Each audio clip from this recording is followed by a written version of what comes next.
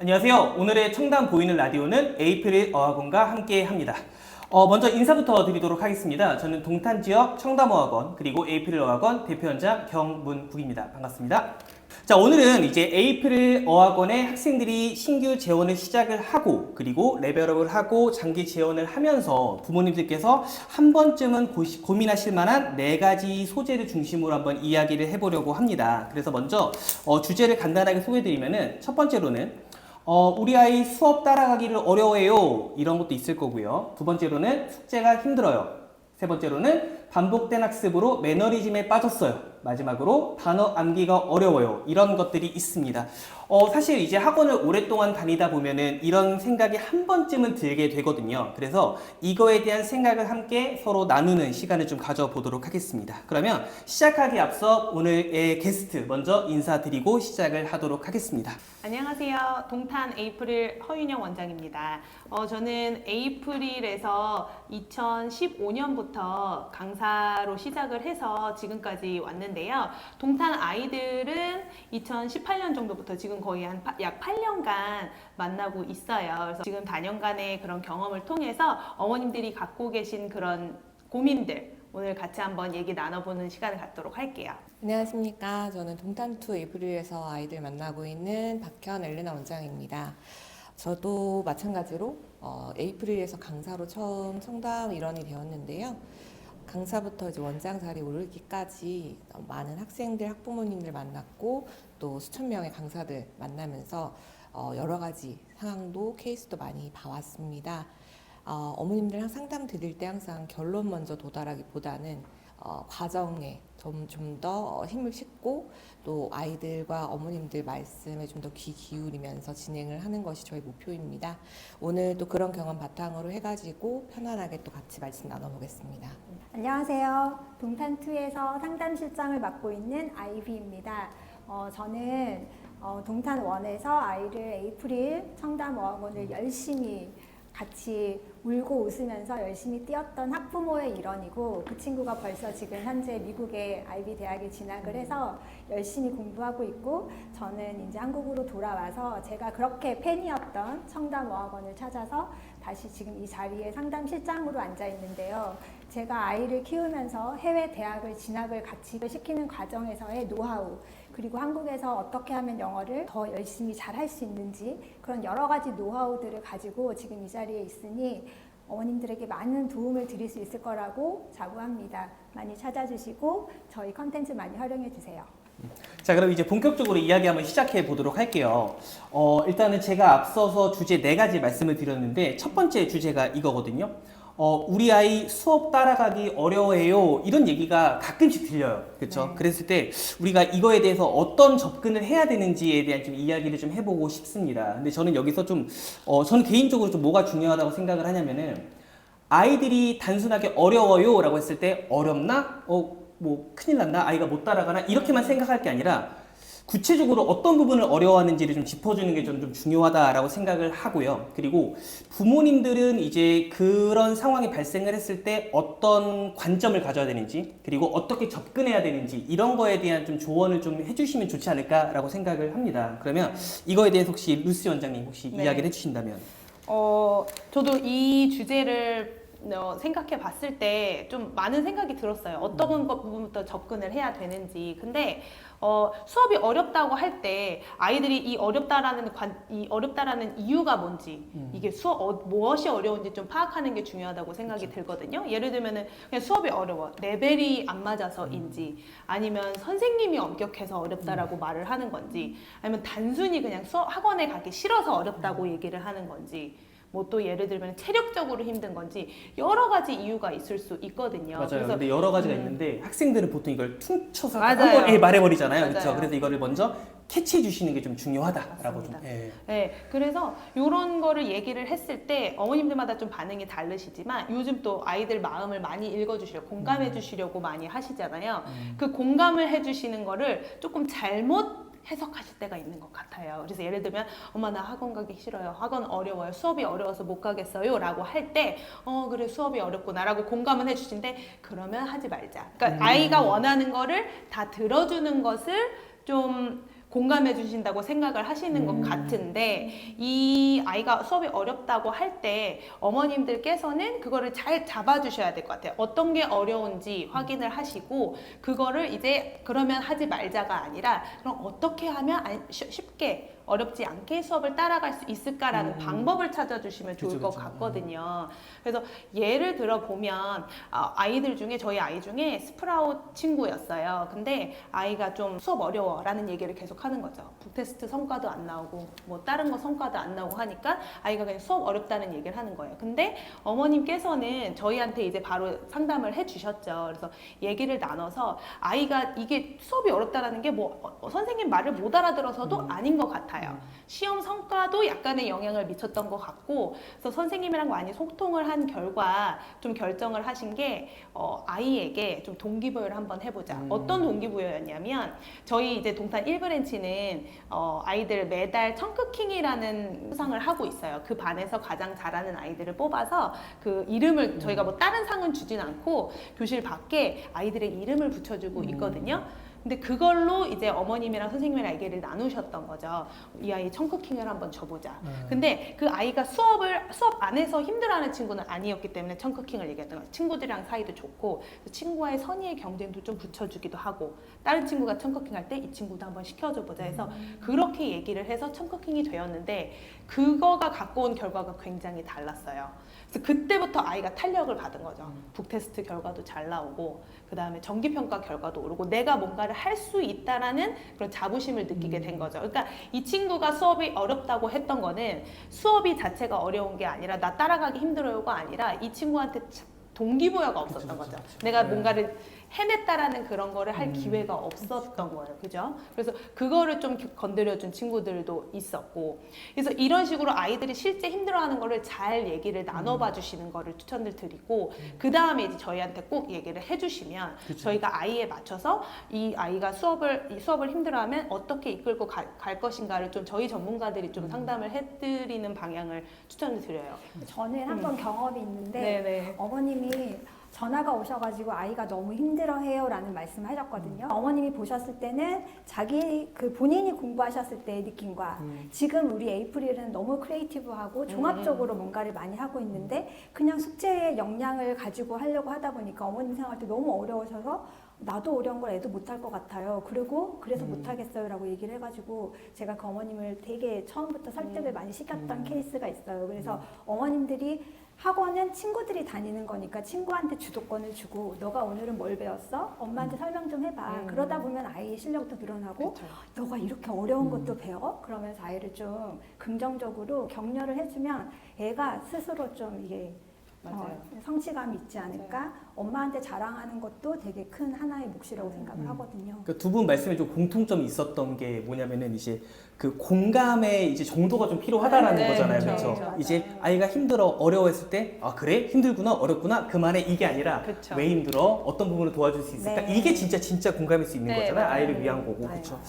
그런 부분으로 접근하는 게 좋을 것 같고 사실은 우리는 영어 교육에 대해서는 어머님들보다 더 많은 시간을 같이 아이들과 보내고 있잖아요. 그래서 이제 집에서 이제 그런 얘기를 들으셨으면은 어느 정도 공감해 주시고 아이 상황 좀 이해해 주시고 그 다음에는 어머님께서 꽁꽁 이제 이걸 어떡하지 이제 싸매고 계실 게 아니라 우리한테 같이 이제 이야기를 해주시고 네. 같이 방법을 찾아가시는 게 좋지 않을까. 네. 말씀하신 대로 이제 동기부여가 아이를 변화시키는 방법이 될 수 네, 있는 네, 거고 네. 또는 어떨 때는 좀 강력하게 하는 부분도 필요할 수 있을 거고 아이에 맞는 저희가 솔루션을 제공해 드리니까 그런 부분을 저희 함께 찾으시면 좋지 않을까라고 생각을 합니다.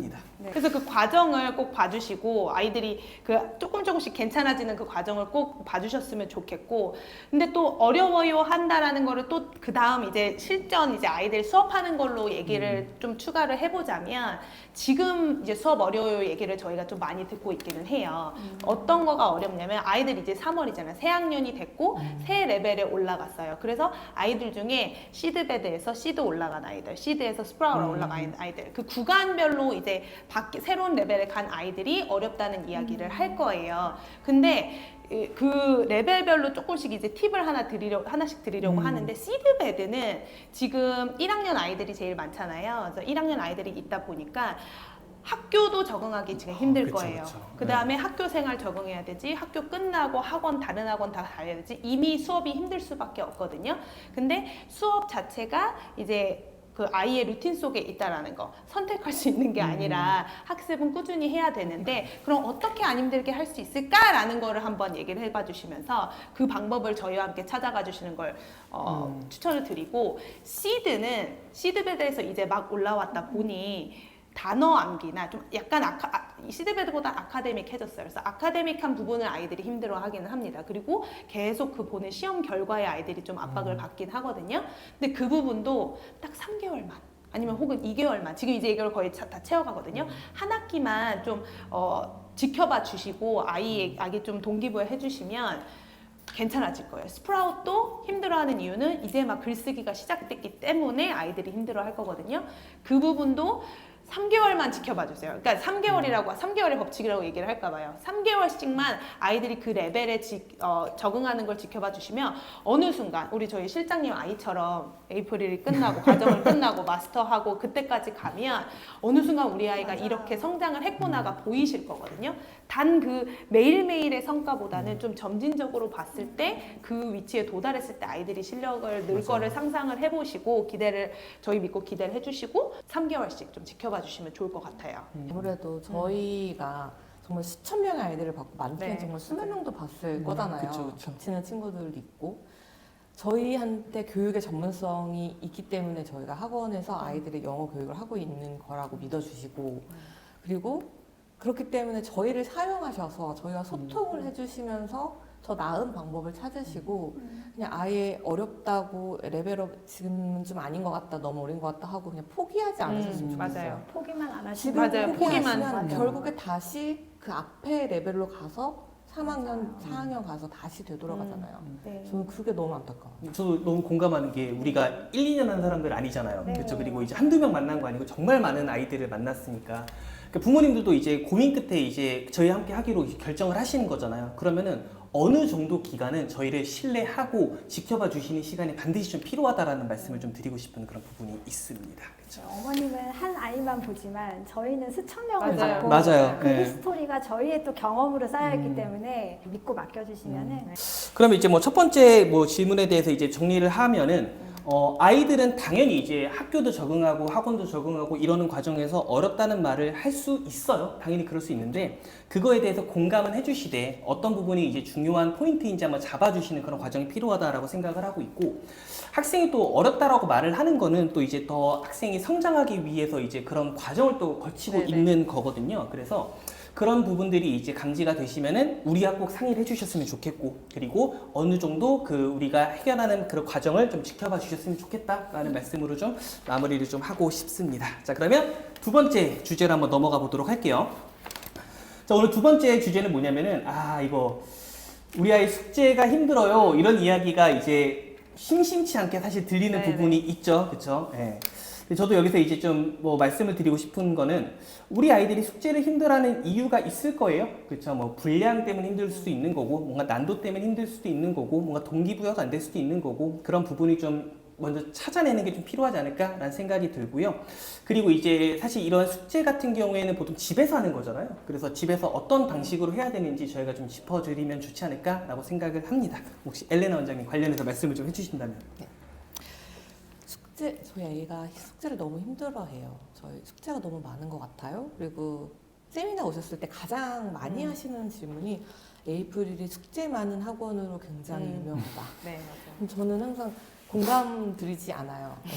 도대체 누가 한 말이죠? 에이프릴이 숙제 많은 걸로 유명하다? 없진 저도 않죠. 너무, 당연히 있죠. 예. 너무 저도 좀 궁금한 바인데요.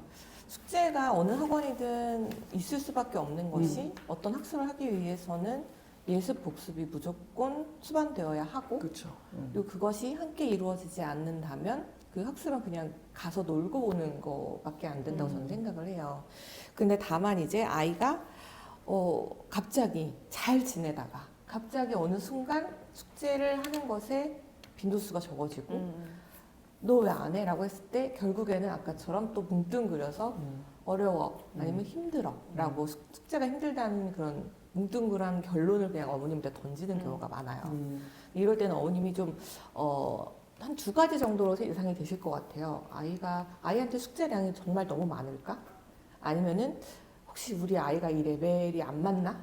그런 고민이 좀 있으실 것 같은데, 일단 숙제를 힘들어하고 양적으로 어려운 아이들은 물론 그 개별로 이제 개별차가 있다고 생각이 들어요, 저도. 그래서 아이별로 일단은 그 아이의 하나하나의 히스토리도 보고 성향도 보고 수업 시간의 태도나 그간 해왔던 학습 히스토리를 다 훑어본 다음에 이제 답변을 드리거나 방법을 모색해 보는데, 일단 어떤 아이가 꾸준하게 해왔다 갑자기 안 하게 되는 경우에 아까 공감되는 것이 레벨업 한 뒤 완전한 새 레벨로 올라갔을 때 숙제 포맷이 달라지면 하나하나 해나가면 충분히 할 수 있는 부분에서도 아예 처음 보는 포맷이다 보니까 그냥 나 모른다. 난 이거 할 줄 모른다라고 하는 경우가 많이 있어요. 그런 경우에는 이제 저희가 항상 이제 새학기 때 OT를 하잖아요. 줌으로도 하고 현장에서도 하고. 그래서 그 OT에서 배웠던 내용을 충분히 좀 이용해 주시면 너무 좋고, 만약에 정말 시간이 안 돼서 OT를 참석을 못한 경우에는 저희 선생님들이 항상 이제 첫 달 상담 드릴 때 숙제 상담도 다 하나하나 꼼꼼하게 드리는 걸로 알고 있어요. 그래서 이거는 그냥 어머님이 흘려드리시라고 그냥 이렇게 하고 있습니다가 아니고 아이의 숙제가 이렇게 진행되고 있습니다라고 어머님은 반드시 알고 계셔야 된다고 저는 생각을 해요. 그래야 아이가 숙제 이거 어떻게 하는지 모르겠어 할 때 켜주시고 이거 눌러서 들어가면 돼 정도의 가이드는 해주셔야 된다고 저는 생각을 한 번만 하면 되는 거잖아요. 초반에. 그렇죠. 그렇죠. 맞아요. 아이들은 두세 번만 해줘도 두세 번 시험 한 달만 좀 봐주셔도 정말 습관화가 돼서 정말 루틴화가 너무 쉽게 되는 게 어린 아이들이다 보니까 이거는 너무 간단한 방법 중에 하나고요. 그리고 제가 봤던 아이들 중에서도 유형이 되게 많았던 게 수업 시간에 처음에 첫날 와서 해피콜 드렸을 때 수업도 너무 재밌었고 원어민 선생님도 발표도 자주 했다 그러고 아이 표정도 너무 좋았다. 그리고 어머님이 너무 만족스럽다 하셨는데 이제 가면 갈수록 아이가 숙제가 안 되는 부분이 하나씩 생겨요. 근데 그럴 때는 이제 초반에는 그래 신규생이니까 완전하게 다 하는 것이 좀 버거울 수도 있다. 라면서 이제 약간 놓치는 부분이 봐주는 부분이 있다가 생기다가 약간 그 크레이기 가듯이 그 댐에 이게 점점 커지면서 나중에는 쌓이게 되고 요것을 나중에 한꺼번에 처리를 할 수가 없게 되잖아요. 근데 이것은 이 아이가 요거를 하지 못해서가 아니고 밀어놨고 점차 쌓여있던 것에 루틴적으로 이걸 쳐내지 않았기 때문이거든요. 그래서 이게 루틴의 부재화인 경우가 되게 많더라고요. 그래서 지금 저도 아이들한테 숙제 잘 안 돼 있는 아이들 가끔 이제 보다 보면은 끌고 와서 물어봐요. 제가 부르면 무조건 오니까 일단 이리 와 보세요 해가지고 집에서 숙제를 얼마나 하니? 몇 시간이나 투자하니? 아니면 숙제를 그날 바로 하니? 물어보면 딱 정해져 있는 아이가 거의 없어요. 어머님들이 길게 아니더라도 단 30분이더라도 아니면 1시간이더라도 하루에 영어 학습, 영어 과제 하는 시간은 꼭 정해주셔야 된다고 저는 생각해요. 이렇게 루틴화가 습관이 안 돼 있는 상황에서 영어 숙제가 있고 수학 숙제가 있고 논술 숙제가 있고 학교 숙제도 있고 많아요. 하지만 이 숙제를 그날 다 해야 되는 경우도 있고 그날 꼭 쳐야 되는 숙제가 있고 다음날 해야 되는 숙제가 있듯이 항상 숙제는 어떤 과목은 어느 날에 어느 요일에 몇 시부터 몇 시까지 다른 과목은 뭐 몇 시부터 몇 시까지 무슨 요일에 이건 분명하게 정해주셔야 한다고 저는 생각이 들어요. 아니면 그냥 짜투리 시간에 지금 시간 있으니까 지금 영어 숙제 하자라고 하게 되면 아이들은 이 영어 숙제는 시간 날 때 하면 되는 거라고 하게 되고 그러다 보면 이제 시간이 안 날 경우 있잖아요. 갑자기 이제 가족이 외식을 하거나 놀러 아니면 가거나. 이제 놀러 갔다 오거나 아니면 뭐 수학 숙제가 다른 날보다 많아요. 뭐 그런 경우에는 영어 숙제는 이제 프라이어리티에서 밀리거나 안 해도 되는 거라는 개념이 생길 수 있다고 봐요. 근데 영어는 한 번 해서 끝나는 게 아니잖아요. 반복적인 게 필요하고 완전 내재화되기까지는 반복적인 끊임없이 습관화가 돼야 된다고 저는 생각을 해서 제가 또 이번에 루틴 무새가 됐습니다. 원래 다동 무새인데요, 제가. 루틴이 너무 중요하다. 그런데 저는 이 숙제라는 단어가 저는 한 번도 숙제라는 단어를 써본 적은 없어요. 아, 애를 키우면서. 그쵸. 네, 그거는 자기가 해야 되는 것이고 그 수업에 가서 더 잘하기 위해서 자기가 수행해야 될 과제라고 생각하지 맞아요. 숙제라는 말을 듣는 순간 애들은 하기 싫어 그쵸. 이거거든요. 그래서 숙제의 프라이어리티를 엄마가 정하는 게 아니라 내가 학원에 갔다 오면 난 이거부터 해야 돼 라는 마음가짐을 가지게끔 만드는 게 제일 우선이라고 생각을 하고 일단 숙제라는 단어를 조금 지양을 했으면 좋겠고 맞아요. 또 어머님들이 이렇게 개입을 해주시는 건 좋은데 오늘은 이거니까 이거는 좀 시간이 오래 걸리니까 이건 하지 마. 여기는 안 해도 돼. 그럼 어머님들이 결정을 하셔가지고 그러니까 아이들은 엄마가 허락했으니까 여기까지는 안 해도 돼. 그래서 저희 온라인 학습의 숙제를 딱 보면 안 되는 부분은 항상 안 돼 있고 되죠. 그래서 그죠. 왜 그래? 이렇게 물어보면 엄마가 안 거기는 해도 하지 말라고 그랬어. 거긴 안 해도 된대요. 근데 사실은 그게 에이프릴의 가장 중요한 핵심 포인트인데 맞아요. 네. 그런 것들을 어머님이 이제 시간이 많이 걸리니까 그렇게 하는 경우들이 있거든요. 그래서 개입을 하시되 적절하게 현명한 개입을 하시고 그리고 또 이제 원장님이 루틴을 강조하셨지만 저는 또 짜투리 시간을 잘 활용할 수 있는 것도 영어의 묘미라고 생각을 해요. 왜냐하면 집중력을 단시간에 딱 해서 단어는 무조건 15분에서 20분 컷으로 5개, 7개 그리고 바로 체크 그리고 단어 책을 펴지 않고도 엄마가 그냥 일하면서 밥하면서 했어? 그 단어 뭐지? 스토리식으로 같이 그러면 애들이 금방 너무 재밌어지고 그래서 이 숙제라는 거에 좀 얽매이지 말자. 그래서 그냥 자기 주도적으로 내가 해야 되니까 엄마 나 밥 좀 이따 먹을게요. 저 이거 먼저 할게요. 라고 하는 친구들이 좀 많이 생겼으면 좋겠습니다. 그쵸. 너무 이상적이에요. 그러니까 저희 저희가 그래서 숙- 아이러닝이라고 하잖아요. 네. 맞아요. 맞아요. 저희가 숙제라는 네. 큰 틀로서 이야기를 하긴 네. 했는데 그 안에는 굉장히 중요하게 차지하는 게 저희가 이야기하고 있는 아이러닝이라는 거잖아요. 네, 네. 이게 아이러닝이 저희는 항상 뭐라고 말씀을 드리냐면은 자기주도? 온라인 자기주도 학습이다라고 네. 말씀을 그쵸. 드리거든요. 그렇죠? 그래서 저도 말씀을 드리고 싶은 게 원장님께서 되게 중요한 포인트를 말씀해 주셨는데 루틴. 그리고 이제 짜투리 시간 활용하는 것도 굉장히 중요하고 전 둘 다 이제 네, 굉장히 네. 공감하는 부분이거든요. 일단은 이제 수업 시간에는 학생들이 뭐 여러 가지 스킬을 배우고 본인의 관점을 세우는 연습을 했다라면 그걸 본인 걸로 만드는 시간이 집에서 있어야 되는 거고 이건 본인이 주도적으로 해나가야 되는 부분인 거잖아요. 그래서 그런 것을 해나갈 수 있게 일정 시간은 부모님들이 루틴을 잡아줄 수 있도록 그런 습관을 잡아주는 걸 그러니까 부모님께서 숙제를 해주시라는 거 아니잖아요. 그렇죠. 옆에서 그냥 책을 읽으시더라도 같이 그 습관을 잡아주는 거를 하면 좋을 것 같고 그리고 이게 아이러닝이 또 이런 거거든요. 언제 어디서든 할 수 있는 그런 게 만들어져 있잖아요. 그래서 짜투리 시간에도 충분히 이제 본인 걸로 만드는 시간을 계속해서 가져가는 거죠. 그러면 사실 학원에서만 영어 학습을 하는 게 아니라 어디서든 집에서든 뭐 학교에서든 어디서든 카페에서든 할 수 있는 그런 환경이 만들어지는 거거든요. 그런 식으로 좀 생각을 해야 되는 게 좀 중요하지 않을까라고 좀 생각을 합니다. 그리고 이제 아이들한테 가장 또 중요한 것이 어떤 과제가 항상 이제 똑같은 양의 과제가 주어지잖아요. 그럼 그 과제가 완료가 됐었던 경험이 좀 많아야 된다고 생각을 해요. 왜냐하면 하다가 조금 하고 말고 그냥 한번 끝나지 뭐 이렇게 하고 지나가고 청크 퀴즈도 한 15점만 맞아도 괜찮다. B만 맞아도 된다라는 약간 그런 마인드가 있는 친구들이 있어서 분명히 완전하게 완결을 지었을 때 어떤 그 성취감이나 충분한 보상을 학원에서도 좀 많은 끝없는 칭찬도 주고 아니면 저희 같은 경우에는 또 이제 청크 시험 2번 100점을 맞으면 그 종이 2장과 간식을 하나 바꿀 수 있는 그런 이벤트도 꾸준하게 하고 있어요. 아이들이 끝없이 좀 오고 쉬는 시간마다 방문을 하는 걸 보면은 이 아이들이 분명히 성취감을 맛봤기 때문에 그것을 잊지 못해서 또 열심히 공부해서 또 공부해서 이걸 들고 오고 왜냐면 쉬는 시간에 저희가 이제 퀴즈를 들고 오는 친구들을 봤을 때 환호를 하거든요. 친구들도 약간 이제 뭐지 이렇게 보면서 몰려들어요.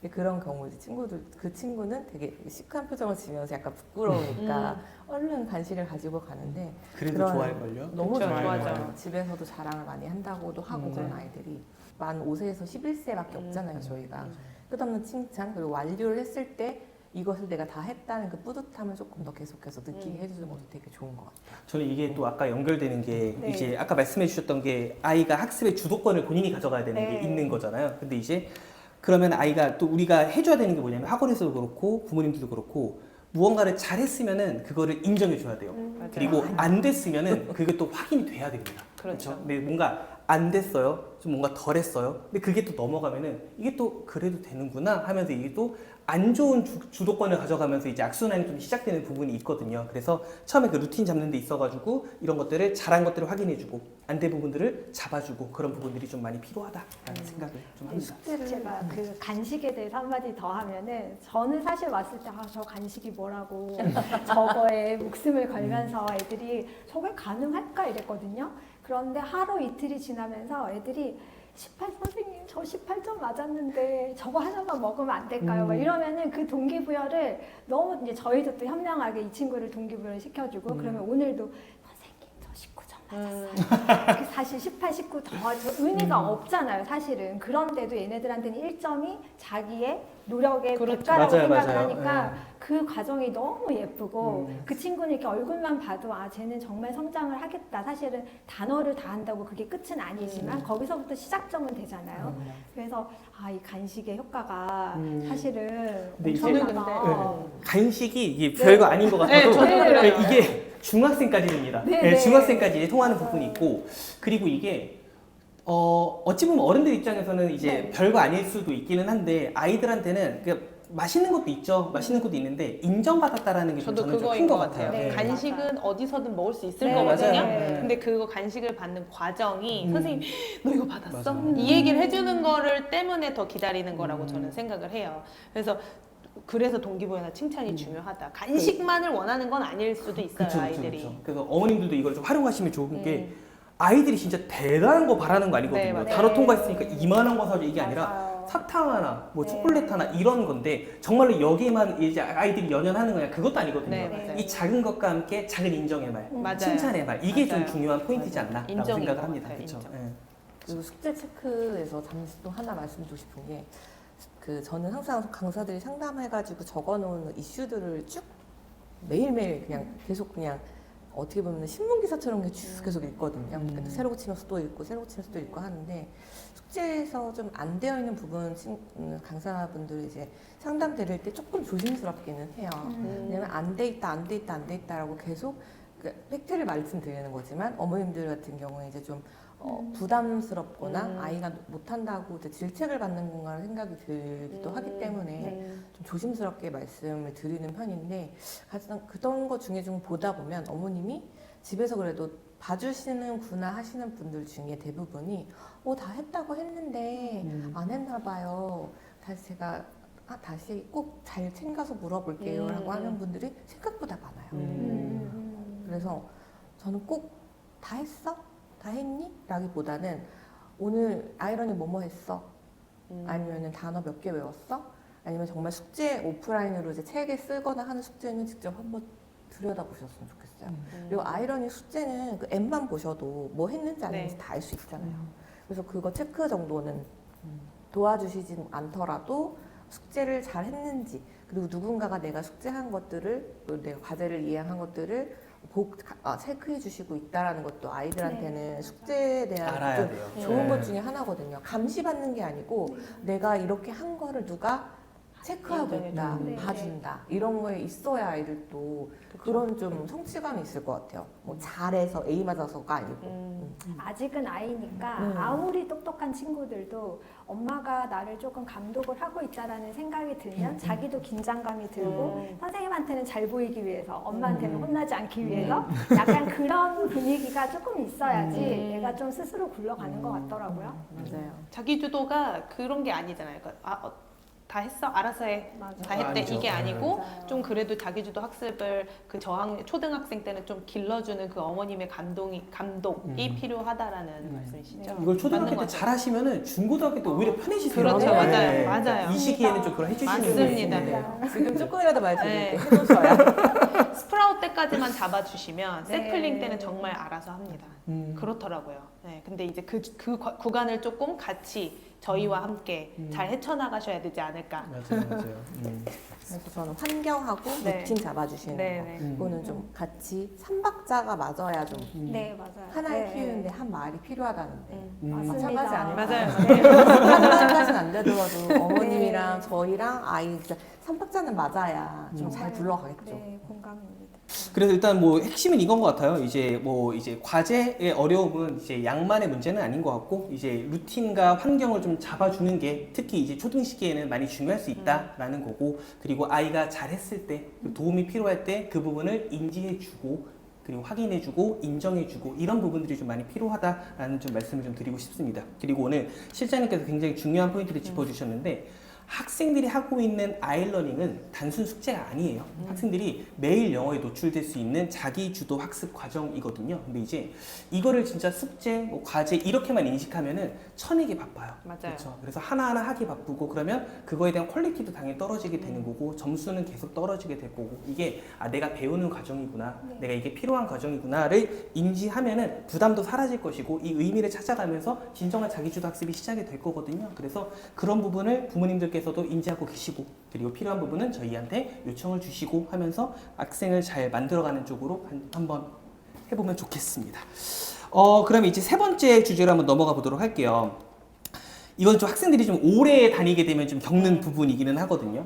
학생들이 반복된 학습으로 매너리즘에 빠졌어요 라는 이야기가 가끔 들립니다. 그렇죠? 그래서 이거에 대해서 우리의 좀 생각을 좀 이제 한번 나눴으면 좋겠는데, 사실 그렇잖아요. 에이프릴도 그렇고 청담도 그렇고 오래 다니는 학생들이 많아요. 장기 재원을 하잖아요. 그랬을 때 학생들이 엄마 너무 반복되는 것 같고 좀 이제 방법 바꾸고 싶어, 힘들어, 이런 이야기를 할 때 부모님이 어떤 관점을 가져야 될지 또는 이제 어떻게 대응해야 될지에 대해서 좀 한번 이야기를 해봤으면 좋겠습니다. 근데 또 그런 건 있지 않나요? 학습하는 데 있어가지고 어느 정도 반복은 필요하죠. 저는 좀 필요하다고 네. 생각은 하거든요. 네. 그리고 저희가 하는 게 정말 똑같은 거를 몇 년간 정말 똑같이 반복하진 않아요. 그렇죠. 그래서 그런 부분도 좀 말씀을 좀 드리고 이렇게 싶어요. 다양한 것도 없죠. 어떻게 그렇죠. 보면. 네. 자, 그럼 실장님 한번 말씀해 주시겠어요? 네, 매너리즘에 관해서 이제 제가 소재를 뽑았는데요. 사실은 이 매너리즘이라는 거는 학생들뿐만이 아니라 성인한테 있어서도 이 매너리즘은 네. 정말 현대 사회에 살고 있으면서 저희가 너무 심각한 이 상황인데, 지금 영어라는 이 언어 교육 자체가 반복과 습관이 같이 병행해서 굴러가야 되다 보니까 이게 오래되면 오래될수록 좋다고 생각을 하고 이 학원에 익숙해지면서 반복이 되고 습관화 내재화가 되면 좋다고 생각을 하지만, 그게 또 초등학생인지라 너무 지루하고 다른 친구들은 어디 뭐 반짝반짝거리는 학원들이 워낙 많다 보니까 이제 본인은 여기선 더 이상 흥미가 없어진다라고 생각을 하거든요. 그래서 제가 이제 상담실장으로 부임을 하자마자 당연히 신규생들은 당연히 저희 케어가 들어가지만 저는 3년 이상의 재원생들을 뒤져보기 시작했어요. 그 친구들이 지금 어느 상태이고 얘네들의 숙제 빈도수가 어떻게 되며 어머님들하고의 관계와 상담은 어떻게 진행이 되는지를 면밀히 이제 따져봤는데, 역시나 너무너무 잘하고 있는 친구들도 있고, 저희 딸 같은 경우도 사실은 매너리즘에 수없이 빠졌어야 하는 친구예요. 사실은. 제일 궁금했어요. 네. 어떻게 콜롬비아 대학을 갔다고 하니까. 그런데 그 매너리즘에 빠질 여유가 없었던 것 같아요. 왜냐하면 지금 우리 에이프릴만 봐도 레벨이 너무 촘촘하게 되어 있고 이게 6개월 과정이고 또 중간에는 점프업도 할 수 있어요. 그래서 내가 나의 계획을 촘촘하게 세우면 이게 매너리즘에 빠질 여유가 없어요. 어머님들도 그 다음 단계를 보고 달리셔야 되고, 달리는 건 좀 안 좋은 말일 수도 있지만 친구를 데리고 같이 으쌰으쌰 하면서 가야 되는데 어느 시점에서 매너리즘에 빠질까 저는 이제 고민을 많이 하게 됐거든요. 그런데 아이들이 이제 저희는 셔틀을 타고 오고 이렇게 하다 보면 숙제를 하는 모습도 보고 막 청크 이제 저희 복합 숙제를 하잖아요. 보면은 매너리즘에 빠지게 생겼어요. 왜냐하면 그 숙제를 영혼이 없어요. 그냥. 그래서 제가 보면은 그렇게 하면 지루하지 않아? 이거는 맨날 똑같은 패턴이잖아. 너의 방식을 좀 바꿔봐. 그러면 말로 하던가 아니면 친구들이랑 하브라타식으로 여기서 얼마나 좋아. 같이 네네. 대화하면서 물어보던지. 그러니까 다양한 방법들이 있는데 얘네들은 아직 어리다 보니까 자기들이 하는 패턴이 딱딱 정해져 있는 거예요. 사실은 매너리즘이라고 하면 우리가 생각할 때 내가 맨날 같은 걸 반복한다고 생각하지만 역으로 생각하면 나는 이 학원의 리더가 될 수 있는 포지션이잖아요. 나는 선생님들한테도 익숙해, 커리큘럼에도 익숙해, 나는 이 반에서 내가 이끌어 나갈 수 있고 나를 더 성장시킬 수 있는 밑거름이 되는데 친구들은 그냥 피곤하다, 내가 이거 해서 뭐하지? 그냥 누가 나 이 정도까지만 해도 나한테 아무도 터치 안 해. 숙제 오케이만 되어 있으면 돼.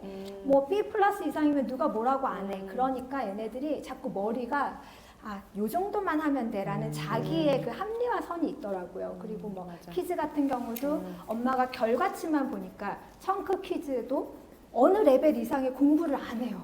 근데 맞아요. 저는 옛날에 저희 애를 처음 시작할 때는 요 정도. 근데 너가 단계가 올라가면은 너의 사고력도 역량도 이만큼 커져야 되니까 그거는 엄마한테 허락을 받을 게 아니라 그건 너가 이 학원을 다니면서 목표치를 너가 정해야 된다. 그래서 에이프릴을 졸업할 때는 너의 역량이 이만큼. 그러면 너가 청담으로 갔을 때는 에이프릴에서 배웠던 걸 얼만큼 써먹을 수 있을지를 너가 한번 상상해봐. 그러면 여기서 이만큼을 배웠는데 청담에 가서 잘하면 너가 기분이 좋은 거지 내가 기분이 좋은 게 아니잖아. 이제 그런 식으로 애를 긍정적으로 약간 가스라이팅을 좀 근데 말씀에 네. 아까부터 계속 일관성 있으세요. 네. 진짜로 학생한테 그 학습의 주도권을 만들어준 거잖아요. 그쵸, 그쵸? 근데 네. 사실은 제가 만들어준 기보다는 이 아이가 약간 성공의 경험을 많이 하게끔 저는 되게 다양한 패턴으로 아이를 자극을 많이 줬어요. 그래서 얘가 이 학습이 좀 쉽게 느껴진다 싶으면 또 다른 자극을 주고 에이프릴이 청담이 좀 너한테 쉬운 것 같아? 그러면 리딩 책을 다른 방향으로 조금 더 엑스트라로 넣어주고 라이팅을 조금 더 진행할 수 있게. 그래서 친구들이 온라인을 딱 켰을 때 아이러닝에서는 똑같은 패턴이잖아요. 근데 내가 거기서 얼만큼의 역량을 더 받을지. 예전에는 원어민 선생님들이 또 이렇게 피드백을 해주셔가지고 얘는 엄청나게 많은 양을 썼거든요. 네. 그러면 학원에 가면 또 선생님이 칭찬해주면 그게 즐겁고 나는 내 실력이 늘어나고 그래서 매너리즘에 빠진 여력이 없었던 것 같아요. 그렇지만 또 우리 친구들, 아이들마다 케이스가 다 다르기 그쵸. 때문에 또 그 친구는 여학생이고 언어를 좋아했던 친구고 남학생이고 이과인 친구들은 그냥 싫은 거예요. 그냥. 그래서 그런 친구들은 학원에서 몰입, 뭐 이멀전 같은 게 있으면 그래머를 이제 얘는 또 그래머를 또 되게 좋아할 수가 있거든요. 그래서 방향을 이 방향 저 방향으로 얘가 뭔가가 지루하다라는 걸 느끼지 못하도록 우리가 조금 어른이니까 현명한 방법으로 위에서 약간 이걸 어레인지를 하고 어머님들이 다 하실 수는 없어요. 절대로. 그래서 그럴 경우에는 선생님 저희 좀 힘들어요 라고 하시면 저희는 이렇게 히스토리만 보면은 그 다음 솔루션이 딱 바로 나오거든요. 나오죠. 네. 그러니까 어머님들이 절대로 꺼리 끼지 마시고 문을 두드리셔서 얼마나 좋아요. 이런저런 여러 가지 케이스들이 다 있고 또 특히 저 같은 경우는 정말로 여기서 해가지고 해외에 나가서도 거의 A+를 받거든요. 그 미국의 라이팅의 네, 그래서 제가 항상 에이프릴 청담 출신이 맞는 거예요.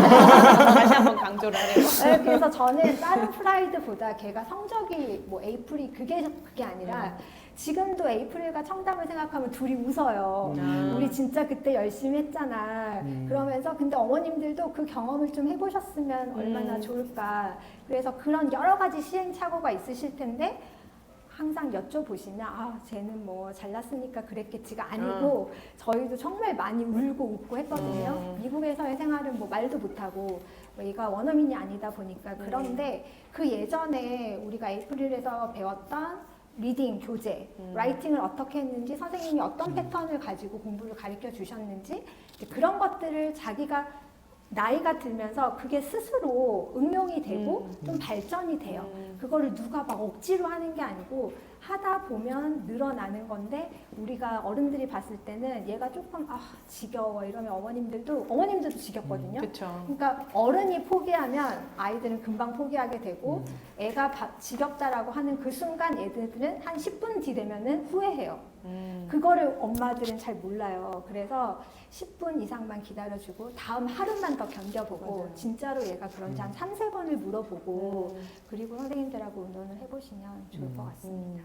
그러니까 이제 의미를 찾아주는 게 좀 많이 중요하다라는 네. 말씀인 것 같고 그 의미를 찾는 데 있어가지고는 현실 지금 앞에 있는 것만 볼 게 아니라 좀 폭넓은 관점을 가져가는 게 좀 중요한 거고 그리고 이거는 아이가 혼자서만 하기에는 아직 어리니 이제 학원 그리고 이제 부모님 네. 같이 이제 협업을 해가지고 이제 아이한테 중간중간 이제 변화를 좀 줄 수 있도록 하는 게 좀 필요하다라는 네. 말씀이신 거죠. 그리고 한 가지만 더 말씀드리고 싶은 거는 어머님들이 에이프릴을 찾으셨을 때 그 초심이 있잖아요. 어. 그 초심을 우리가 잊으면 안 될 것 같아요. 그래서 저는 항상 자기 전에 내가 뭐를 목표로 했더라, 내가 뭐를 하기로 했더라를 항상 리마인드를 하고 나의 마음을 먼저 다잡고 그리고 우리 아이를 어떻게 현명하게 얘를 지도를 할까를 생각을 하셔야 되는데 아이가 힘들다고 하면 어머님들은 그냥 무너지시거든요. 맞아요. 여기 학원들 너무 많잖아요. 그런데 그 고민을 가지고 레벨 테스트를 보면서 상담 선생님한테 이제 그 받았던 그거를 생각을 하시면 다시금 돌아오시는데 아 내가 조금 더 인내를 가지고 얘를 지켜봐야 되겠구나라는 생각을 하시면서 저의 핵심은 초심을 잃지 마라. 그리고 어머님들의 긍정적인 약간의 가스라이팅은 꼭 필요하다라는 거를 말씀을 드리고 싶습니다. 저희만 해도 2아이 정도가 그 다닌 지 되게 오래됐고 세플링 이제 이상 레벨이어서 아 이제 학원 한번 옮길 때 됐잖아요 하고 되게 자연스럽게 옮기셨었어요. 근데 정말 한 아이는 한 달도 못 채우고 거기 일주일 다니고 다시 돌아왔고 나머지 아이는 3개월인가 4개월 만에 다시 돌아왔어요. 근데 다른 어머님들도 분명 돌아오고 싶으신 분들도 계실 테지만 이제 조금 그렇잖아요. 그래서 못 오시는 분들도 계시더라고요. 근데 그런 어머님들은 되게 현명한 리턴인 거죠. 아 청담 시스템 에이프릴 시스템에서 청담 연계돼서 청담까지 이제 목표로 해가지고 갔던 내 마음을 찾은 거잖아요. 그 마음을 찾는 게 중요한 것 네. 같아요. 이제 학원을 처음 오셨을 때 네. 뭐 입학 세미나를 들으셨든 입학 상담을 하셨든 이제 그거를 들으신 다음에 학생이 결국 이런 모습일 거다라고 상상한 그런 부분이 있을 거라고요. 그렇죠? 그러면은 그거를 가는 데 있어가지고 당연히 무언가를 영어를 반복하고 하면서 이제 의미를 찾는 걸 가끔 어려워할 때가 있어요. 근데 그때 그래? 어려워? 그럼 그만해. 이렇게 하면은 이거를 매년 반복하셔야 돼요. 맞아요. 그렇죠. 근데 그거 네, 하실 맞아요. 거냐고. 그렇죠. 맞아요. 이거를 네. 한 번쯤 이겨내는 그런 경험을 해주셔야 되는 거고, 네, 그럴수록 맞습니다. 이게 학습의 기간이 길어질 수 있는 거고, 목표하는 바로 다가갈 수 있는 그 기간이 짧아질 겁니다. 그렇죠. 그래서 이 부분 잊지 않으셨으면 좋겠어요. 초심 너무나 맞아요. 중요해요. 초심. 초심. 좋네요. 적어야겠어요. 초심. 네, 저희도 초심. 알겠습니다. 어쨌든 이제 지금 말씀을 드렸던 거는 이제 아이들이 장기 재원을 하면서 겪을 수 있는 그런 부분에 대해서 좀 말씀을 좀 드렸거든요. 학습은 어느 정도 반복이 될 수밖에 없는 건 당연한 겁니다. 그렇죠? 이 과정에서 다소 지루하게 느껴질 때가 있다라는 것도 이해가 되기는 해요. 하지만 당연한 거잖아요. 영어 학습이라는 건 언어예요, 언어.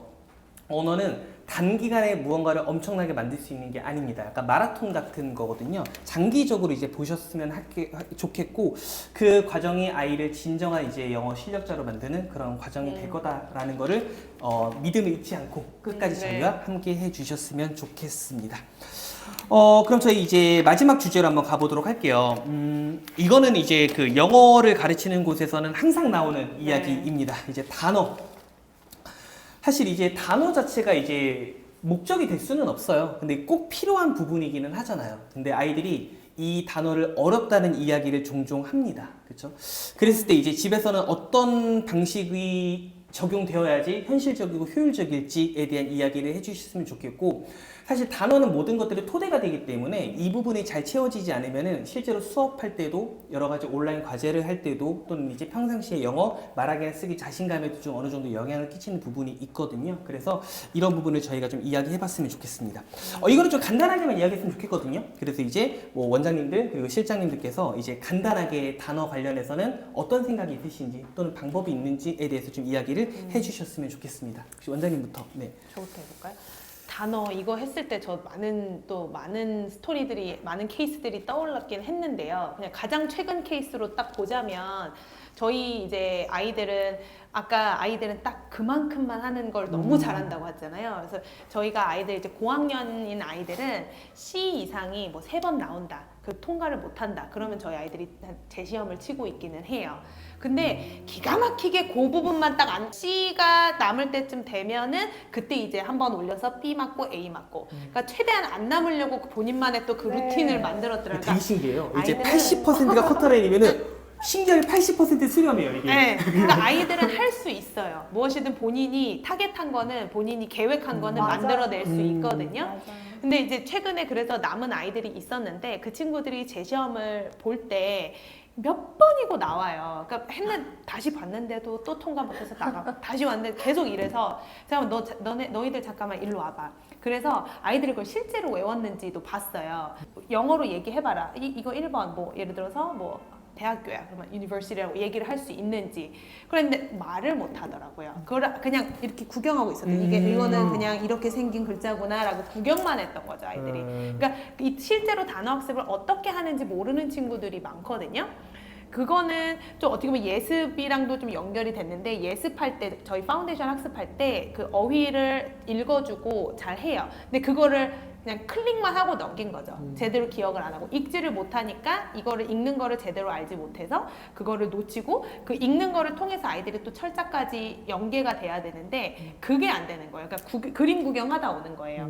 그래서 제가 한번 이걸 한번 딱 3분이었나 찝어줬어요. 이거 뭐였지? 이거 발음을 제대로 못 읽길래 지금도 기억이 나요. 고군분투하다라는 단어였는데 struggle이었거든요. 이거를 struggle 막 이러는 거예요. 그래서 이건 struggle이라고 해. 그럼 struggle 한번 써봐. 다 쓰는 거예요. 그러니까 할 줄 아는데 이 방법을 모르는 거거든요. 그리고 그냥 구경만 하는 거. 이렇게 앉아가지고 2번 쓰고 이렇게 하는 거.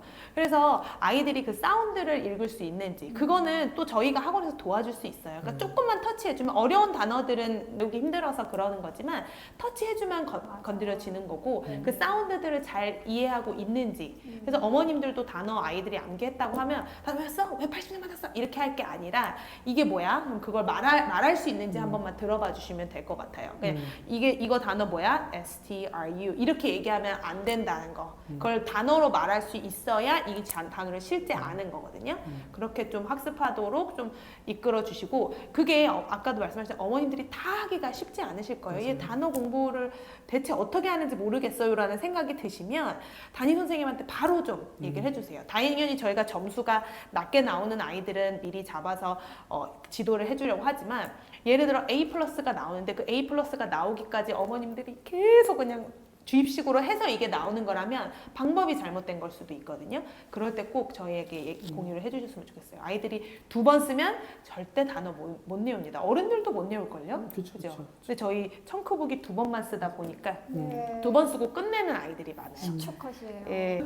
뭐 단어 외우는 방법은 여러 가지가 있죠.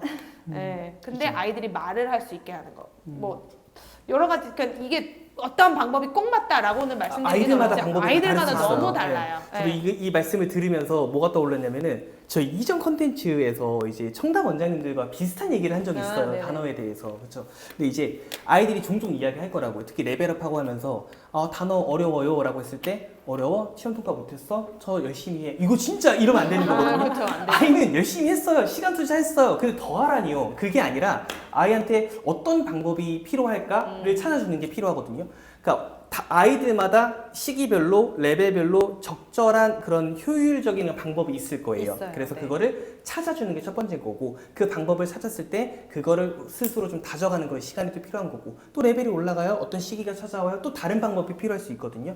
계속해서 그런 것들을 찾아갈 수 있도록 도움을 주는 게 좀 많이 필요하다라는 좀 말씀을 드리고 싶습니다. 시드 때 조금 잘 잡아주시면 좋을 것 같아요. 시드 때 습관을 좀 잡고 그때만 잡히면 스프라웃부터는 아이들이 그게 그 양이 넓혀지고 그 베이스가 있어야 이제 세플링 때 힘들어하지 않고 잘 버티더라고요. 세플링부터 어휘 난이도가 엄청 올라가거든요. 확 올라가고 네, 단어 너무 좀 많이 외우는 올라가다 게 보니. 하루에 4개 네. 이상 올것 많아서. 그래서 사실 시드 토대를 때 잘 쌓는 토대가 게 진짜 중요하다는 중요해요. 거잖아요. 그렇죠. 습관. 제가 단어 하면은 진짜 또 할 얘기가 많은데, 단어로 1시간을 저 혼자 하라고 해도 저는 단어. 그러니까 아이가, 저희 애는 약간 언어적으로 좀 이 감이 있어가지고 있었어요? 단어를 안 외워도 모든 지문을 다 맞았어요. 오. 그래서 저는 그게 좀 싫었거든요. 그게 어느 안 외워도 한계까지는 된다? 근데 사실 그것도 되게 필요하잖아요. 그쵸, 컨텍스트에서 필요하죠. 가는 게 이해하는 고난이도의 건데, 영유 어느 출신이 특히나 네, 근데 어느 정도는 맞추는데 결국에는 이제 얘는 SSAT, SAT도 봐야 되는 단계여가지고, 그때 돼서는 막 1000단어, 2000단어를 사실은 저는 단어를 그렇게 집중적으로 하지 않고 네. 단어 이러면 단어를 스토리로 다 풀었어요. 그러니까 얘가 500단어를 자기 책상 앞에 이 단어집을 가지고 있는 순간 걔한테는 스트레스이기 때문에 걔를 100개씩 잘랐어요. 아침에 100개, 그때 100개. 그래서 그 100개를 30분 컷으로 외우자. 그래가지고 이 단어를 외우는 게 저는 영어의 목표가 아니라고 생각을 하거든요. 단어는 내가 학습 방법을 깨우치는 것도 일거양득이라고 생각을 해서 애들은 머리를 깨우치는, 그러니까 머리에 내 한계는 없다고 느꼈던 게 이게 순간적으로 어떻게 하느냐에 따라서 저는 이제 차를 타면은 무조건 단어를 풀기 시작하는 거예요. 리스트 들으면서 누가 먼저 맞추느냐 퀴즈. 옛날에는 그 아날로그 시대여가지고 제가 별의별 방법을 이제 많이 썼어요. 그래가지고 얘랑 하다 보니까 그걸 오늘도 이제 저희 원생이랑 했는데 항상 얼굴이 어두워가지고 선생님 단어를 못 외웠어요. 오케이 해보자. 우리 5분 남았어. 그래가지고 딱 하는데 아는 것과 모르는 걸 빨리 추려. 그리고 모르는 게 있으면은 헷갈리는 거 몇 개야. 야, 우리 스토리 만들자. 로스트, 스톨런. 뭐가 다르지? 그렇게 해서 얘기를 하니까 얘가 눈이 희둥그레져가지고 오 마이 갓. 바로 그 자리에서 10단어 다 완벽하게 됐거든요. 그래서 우리가 단어라는 거는 이거는 내가 가져가야 될 스트레스가 아니고 얘는 내가 할 수 있는 만큼의 내 한계를 도전해 보는 거다. 그래서 1000개가 있으면 500개를 빨리 쳐내고 나는 500개를 갖고 한다. 그리고 나머지 거 쳐내고 200개. 그러면 애들이 정말로 이게 빨라가지고요. 그러니까 얘가 되면 그 다음에 시나니엄, 안토니엄까지 가는 거잖아요. 우리가 리딩은 단어를 몰라도 할 수 있지만 라이팅은 단어를 모르면 절대로 라이팅이 좋은 라이팅이 나올 수 없잖아요. 그래서 저는 그 라이팅 때문에 단어에 목숨을 걸었어요. 그래서 야, 너 계속 바나나만 쓸 거야? 그리고 다른 것도 써봐야지. 너가 영어 책을 읽었으면 그 단어를 써봐. 그러면은 레벨이 달라 보이잖아. 이제 그거가 어렸을 때부터 얘는 단어를 외우는 목표가 정확하게 있었어요. 100점을 맞는 게 목표가 아니라 내가 이거를 써서 남들보다 좀 라이팅을 멋있게 간지나게 해보겠다. 이런 것들이 있어가지고 외우는 것도 이제 하다 보니까 되더라고요. 그래서 우리 친구들도 앉아가지고 쓰는 거 이거는 당연히 해야 되는 건데 저는 눈으로 보고 귀로 듣고 몸으로 익히고 스토리 내가 만들고 내가 죽어도 안 외워지는 거는 연상학습법도 있잖아요. 그래서 자기만의 이미지를 연상을 하면서 외우면 절대로 안 까먹거든요. 그쵸. 그래서 그런 식으로 해가지고 그 힘든 뭐 여러 가지 것들을 이제 다 경험을 했는데 그래서 저희 학원에서 되게 정말 좋은 프로그램이 버프라고 있어요. 그쵸. BUFF. 어머님들 절대로 이거는 노는 앱이 아니고 집에서 탭에다가는 다 깔아두셨는데 친구들 핸드폰에 무조건 깔아주십시오. 왜냐하면 이거는 제가 예전에 네이버에서 그 옛날 시절에 솔팅하고 막 얘는 책에서 했던 거 얘는 학원에서 했던 거 정말 지금까지 디렉토리가 한 500개가 있거든요. 그런데 그거가 우리 안에 다 있잖아요. 학원 교재뿐만이 아니라 교육부에서 교육부 지정한 거 초등, 중등, 고등 다 있어요. 수능자도. 네, 근데 애들이 앉아서 하라 그러면 스트레스인데 그거는 게임처럼 하고 게임이 절대 아니에요. 그리고 우리 원에 대한민국 1등 친구도 있어요. 그래서 오늘 제가 그 친구한테 나 너 이름 써먹는다 그랬더니 괜찮습니다 이래요. 근데 애들은 특히 남자애들은 이게 뭔가 승부수를 던질 수 있는 거면은 정말로 즐기거든요. 그래서 저희 원에서는 친구들 대기 시간에 모든 핸드폰 다 아웃. 버프 아닌 친구들은 핸드폰 못 꺼내. 제가 이제 감시하면서 돌아다니면서 그래서 애들이 즐겁게 저는 공부는 즐거워야 된다고 생각해요. 그래야지 애들이 신나면은 이게 결과물이 나오거든요. 그러니까 단어가 목표는 아니지만 우리가 수단으로 뭔가를 우리의 발전을 하려면은 단어가 꼭 있어야 된다고 생각을 하고 얼마나 효율적으로 외워야지 또 청담에 가서 성공하잖아요. 그죠? 그런 것 같아요. 단어라는 게 말씀해 주신 것처럼 목적이 아니거든요. 네. 그렇죠. 무언가를 하기 위한 굉장히 중요한 도구, 수단 이런 맞아요. 것들이 수단. 되는 거기 때문에 그래서 사실 저희 아이러닝도 그렇잖아요. 이제 진짜 덩어리 단위로 학습하기 위해서 네. 콜로케이션 보캡 네, 이런 네. 것도 하고 있고 이제 단어도 이제 이미지로서 계속 연상시키는 그런 부분들이 있고 그런 부분들을 활용하셨으면 좋겠고 그리고 과거의 사람들 같은 경우에는 이제 아날로그로 했던 그런 이제 복잡한 과정이 버프라는 앱으로 굉장히 잘 정리가 되어 있다. 그러면은 재밌어요. 네. 좋아요. 아이들의 핸드폰을 아예 뺏으실 게 아니라면 네. 그걸 갖고 있는 동안은 그거를 할 수 있도록 하는 게 오히려 아이한테 동기가 될 수 있고 그쵸. 굉장히 좋은 학습의 도구가 될 수 있다라는 맞아요. 말씀을 해주시는 거잖아요, 그렇죠? 단어는 걸어 다니면서 외우는 거고 짜투리 시간에 외우는 거고 차 안에서 외우는 거고 이 버프 안에 자기가 외웠던 단어를 계속 들을 수 있는 리스닝도 있어요. 맞아요. 너무 MP3가 좋아요. 너무 좋더라고요. 네. 맞아요. 결국은 이 사운드 단어를 알아야 활용하고자 하는 데 네, 목적이 네. 있는 거니까, 그렇죠? 네.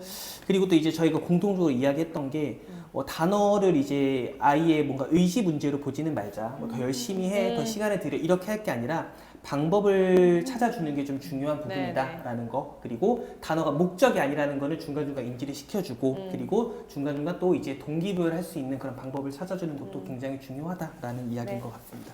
어느 정도 다 이제 공통된 생각인 것 같아가지고 단어 관련된 이야기는 충분한 것 같습니다.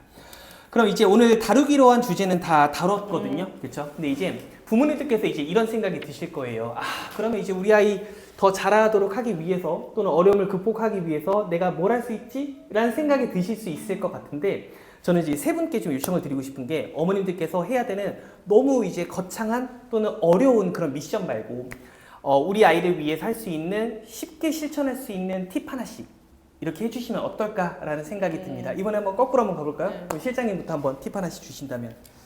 절대 동년배 어머님들 만나가지고 고민하지 마시고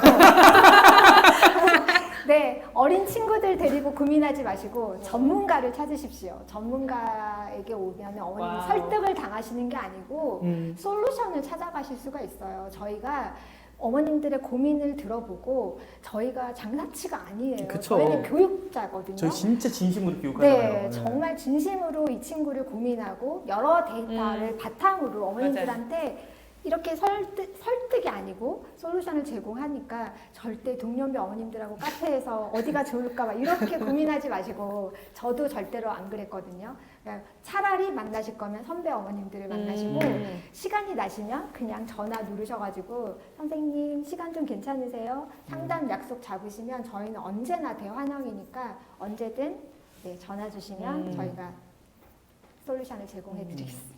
그러니까 고민이 에이프릴 생기면은 맞아요. 이제 그 동년배 어머님들과 얘기 거기에 집중하지 마시고 네. 학원에 전화를 한번 주셔라. 네, 그게 네. 더 오히려 맞는 방법일 수 있다. 네. 그렇죠. 에이프릴 어머님들은 청담에 다니시는 어머님들 만나셔도 네, 되겠네요. 네. 그럼요. 그게 그렇죠. 어떻게 보면 도움이 되실 수도 있겠네요. 같은 과정을 겪고 있는 분들한테 뭔가 이 상황이 좀 매몰되지 네, 않았으면 네. 좋겠는 거잖아요. 저희는 그렇죠. 네. 좀 더 다른 시야에서 봤으면 좋겠고 네. 더 큰 시야에서 봤으면 좋겠다라는 말씀이니까 선배 어머님을 찾으시고 네. 그리고 선생님을 찾으시고 네. 그게 맞는 방법이다. 네, 좋습니다. 네, 네. 원장님.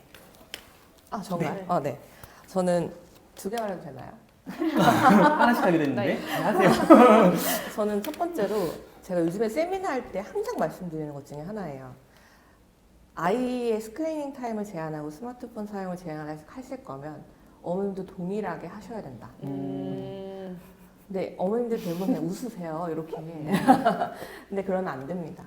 어머님은 쓰세요. 자유롭게 쓰고 자기 전에도 눈 감는 순간까지도 보고 주무시는데 아이는 몇 시까지 쓰고 안 돼 하는 거는 아이들은 전혀 와닿지가 않아요. 그래서 저는 그런 것도 추천드려요. 충전기를 거실에 다 같이 모아놓고 잘 때는 무조건 다 거기다 꽂아놓기. 만약에 정말 뭐 긴급하게 회사에서 전화가 올 일이 있다. 그런 분들 같은 경우에는 벨소리를 놓고 주무셔도 되잖아요. 네.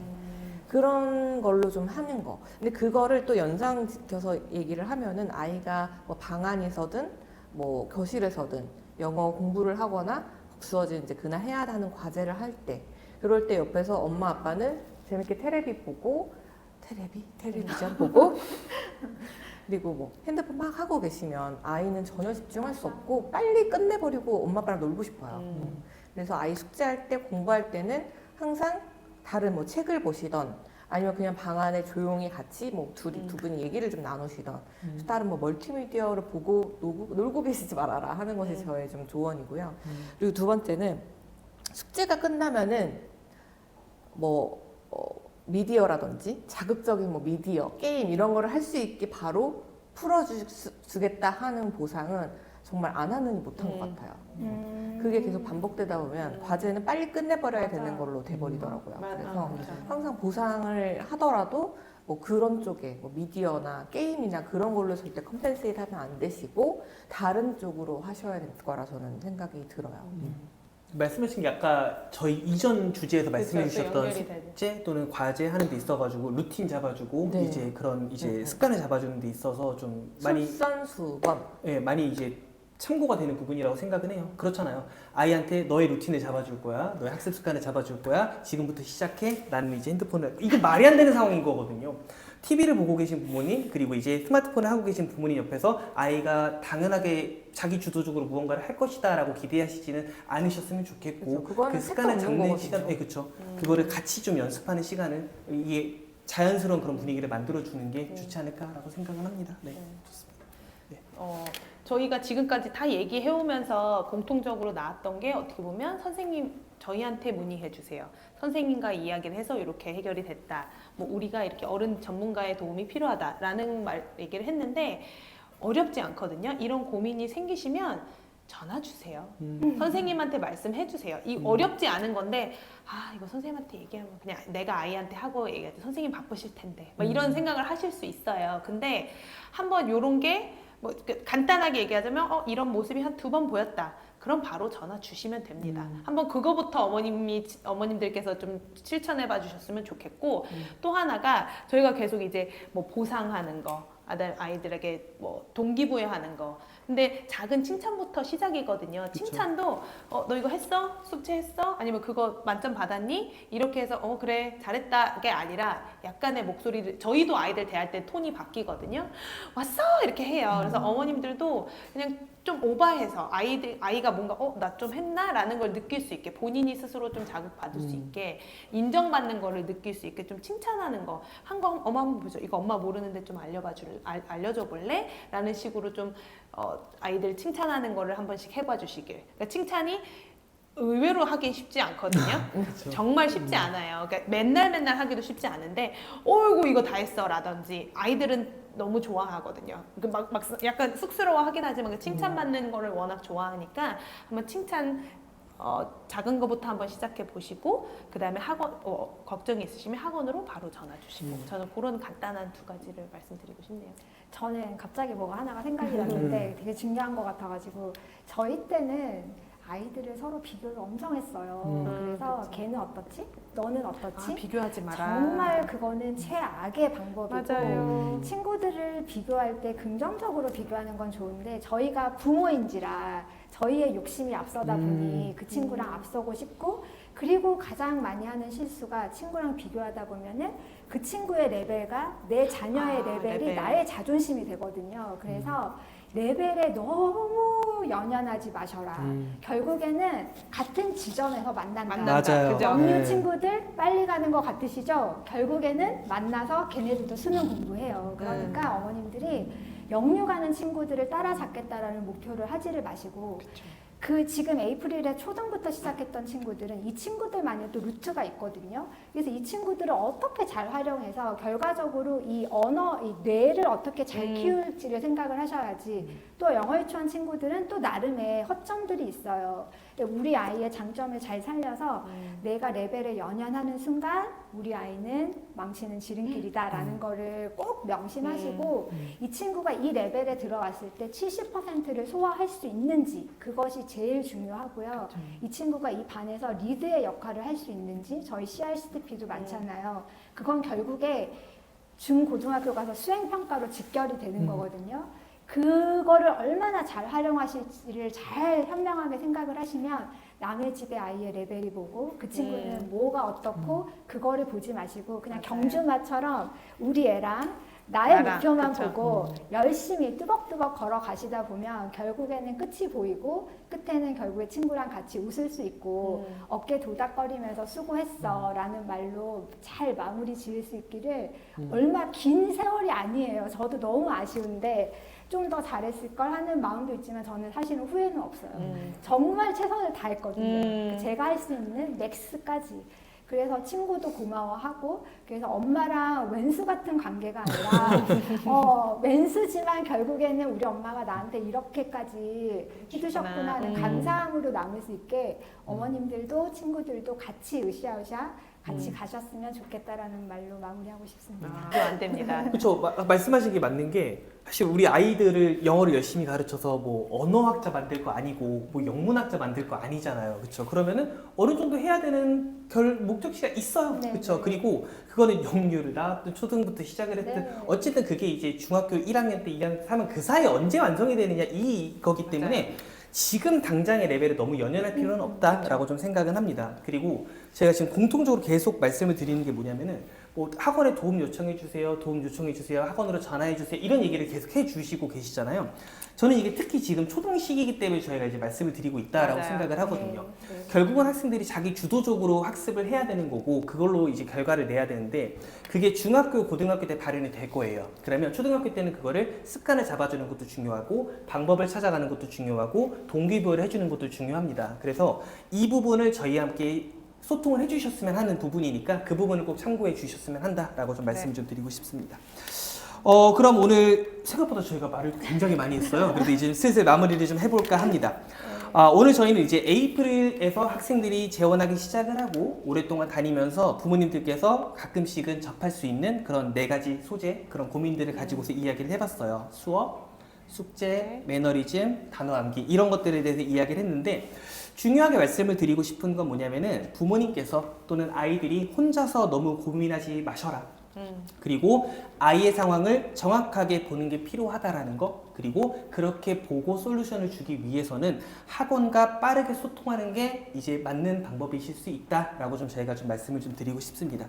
오늘의 영상이 이제 부모님들께 이제 어느 정도 기준을 세우는 데 있어서 도움이 되셨기를 바라고요. 저희 영상은 여기서 마무리하도록 하겠습니다. 시청해 주셔서 대단히 감사합니다. 감사합니다. 감사합니다.